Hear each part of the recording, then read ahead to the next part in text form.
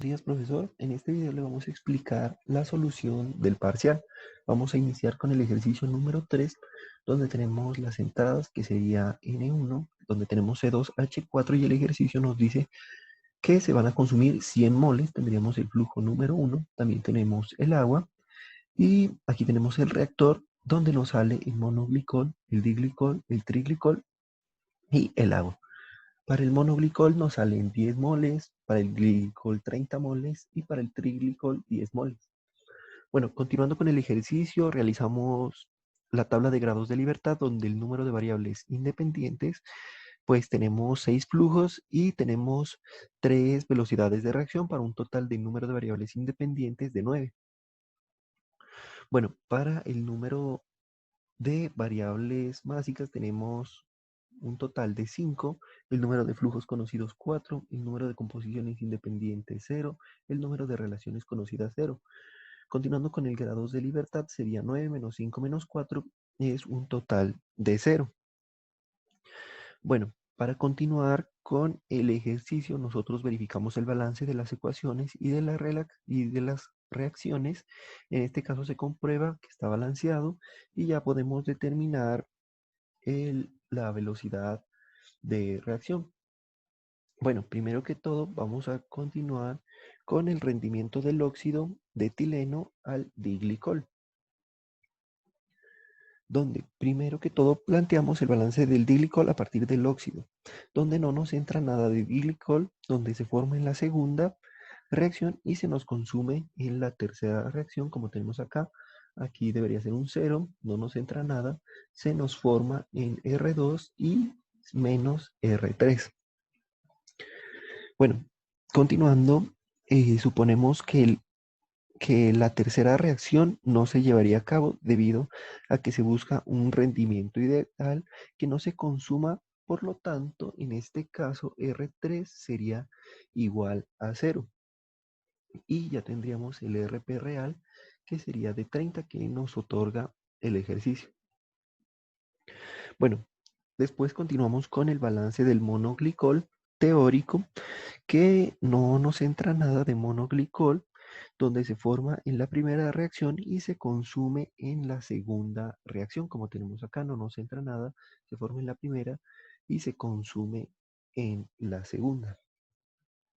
Bueno, todo el monoglicol se consume para formar el diglicol, entonces no nos sale nada de monoglicol, por lo tanto R1 sería igual a R2 como tenemos acá, y R1 o R2 serían el RP máximo. Bueno, continuamos con el balance del óxido, donde me entra el óxido de etileno, que serían 100, se consume en la primera reacción y también en la segunda reacción. Entonces sería 0 igual a 100 menos R1 menos R2. Pero ya habíamos dicho que R2 era igual a R1, entonces aquí reemplazamos 2R1 es igual a 100 y haciendo el despeje del R1 sería 100 sobre 2 sería R1 es igual a 100, que ya tendríamos el RP máximo y ya podemos calcular el rendimiento fraccionario, donde sería dividir el 30 que encontramos del real sobre el máximo. 30 sobre 50 sería un rendimiento fraccional de 0.6. Bueno, continuando con el ejercicio, tenemos el rendimiento del óxido de etileno al triglicol, donde tenemos el RP real que del triglicol, que sería 10, que lo tenemos acá, el rendimiento del triglicol. Y bueno, después dice que para hacer el balance del triglicol no nos entra nada y y reacciona en la segunda ecuación.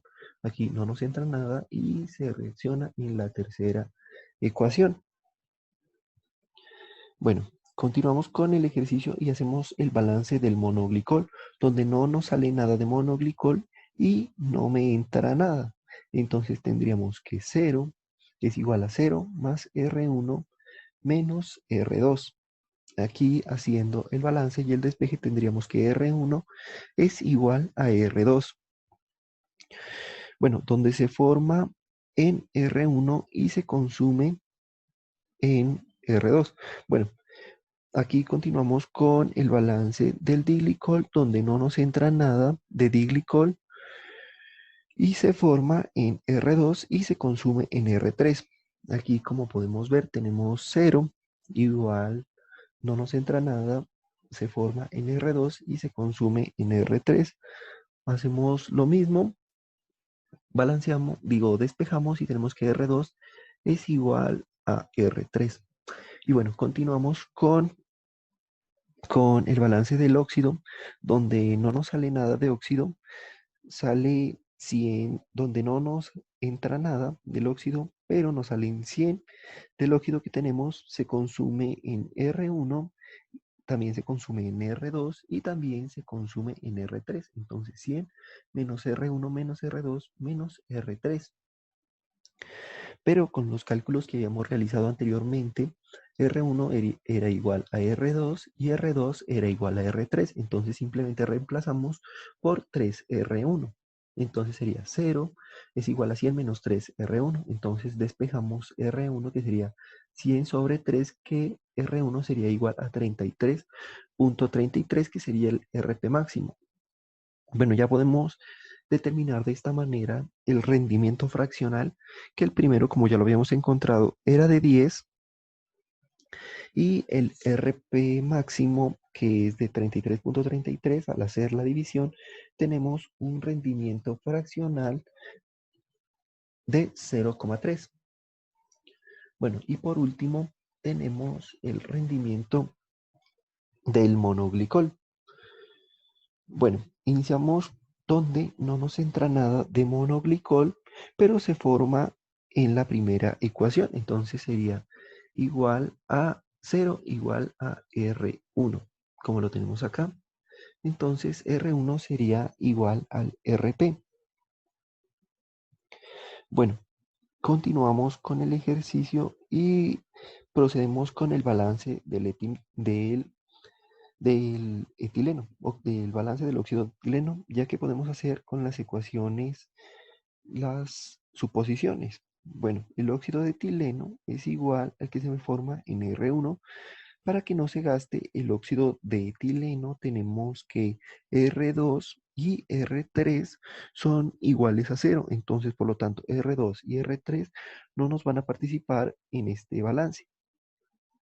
Bueno, entonces realizamos el balance y tenemos que 0 es igual a lo que nos entra del óxido, que es igual a 100, menos R1, lo que se forma en R1. Entonces aquí simplemente despejamos el R1, que sería R1 es igual a 100, que sería el RP máximo, y y el RP real, que ya lo tenemos, que es de 10. Entonces hacemos la división de 10 sobre 100 y tenemos el rendimiento fraccional para el monoglicol, que es de 0,1. Y así tendríamos todos los rendimientos que se nos está pidiendo del monoglicol, diglicol y el triglicol.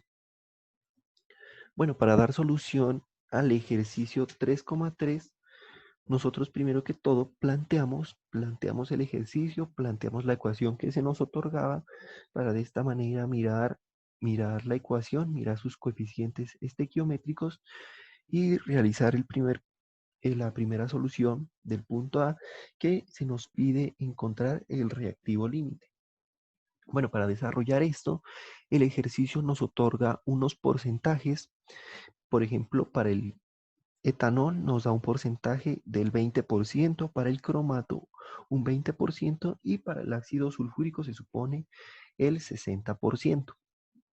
Bueno, ya con esto y viendo los coeficientes estequiométricos podemos desarrollar el ejercicio. Por ejemplo, aquí del C2H5OH nos daba un porcentaje del 20% y el coeficiente estequiométrico tenemos que es 3. Entonces hacemos la división y 20 sobre 3 es igual a 6,67. Bueno, para el N2CR2O7 nos daba un porcentaje del 20% y procedemos a ver el coeficiente estequiométrico que tiene este, que es de 2 y nos da un total de 10. Bueno, Para el siguiente nos otorgaba un porcentaje del 60% y del ácido sulfúrico, y su coeficiente estequiométrico, como lo vemos acá, es de 8. Por lo tanto, nos da un total de 7.5. Aquí ya podemos determinar el reactivo límite. En este caso es el etanol con un total de 6,67, siendo el menor de todos estos. Bueno, para dar solución al punto B, lo que nosotros hicimos, bueno, el ejercicio nos dice que se alimenta el reactor con 230 kilogramos, entonces tenemos que encontrar los otros flujos de alimentación con el primero que se nos está dando. Bueno, aquí tenemos los 230 y aquí para determinar el flujo de alimentación, lo que tenemos que hacer es dividirlo sobre el peso molecular del C2H5OH, que es igual a 46. Entonces, 230 dividido 46 tenemos los 5 kilogramos sobre mol, que nos van a servir para determinar los otros ejercicios. Bueno, aquí ya encontramos el primero y para el segundo del N2CR2O7 tomamos el 5 que ya encontramos por el coeficiente estequiométrico del N2 que ya lo habíamos determinado arriba, dividido el número de reactivos que tenemos, que es 3. Entonces tenemos un total de 3.3 kilogramos por mol para el N2CR2O7. Para el H2SO4 también tenemos el 5 que lo encontramos en el primero por el coeficiente estequiométrico que ya lo habíamos determinado desde el punto A por el número de reactivos que son 3. Entonces 5 por 8 sobre 3 nos da un total de 13.3 kilogramos por mol. El punto 3.4 del Reclaitis. En este caso empezamos pues sacando lo que es el coeficiente estequiométrico, que es el número que acompaña a cada letra, ¿cierto? Nos da que es negativo, por lo que se tiene que este es un reactivo. Se toman en cuenta las moles de entrada sobre el coeficiente estequiométrico del A, B y C, como lo hacemos en estas partes de acá. En este caso, para el A nos da 1,3, para el B nos da 1,6 y para el C nos da 2 sobre 9, perdón, 1 sobre 3, 1 sobre 6 y 2 sobre 9. Obteniendo así que la cantidad menor es la del B, siendo el reactivo pues límite en este caso. Luego, para hallar la velocidad de reacción, operamos sobre esta fórmula, que sería los números de entrada. Aquí ya lo empezamos a reemplazar por B, porque como es el reactivo límite, entonces trabajamos con B.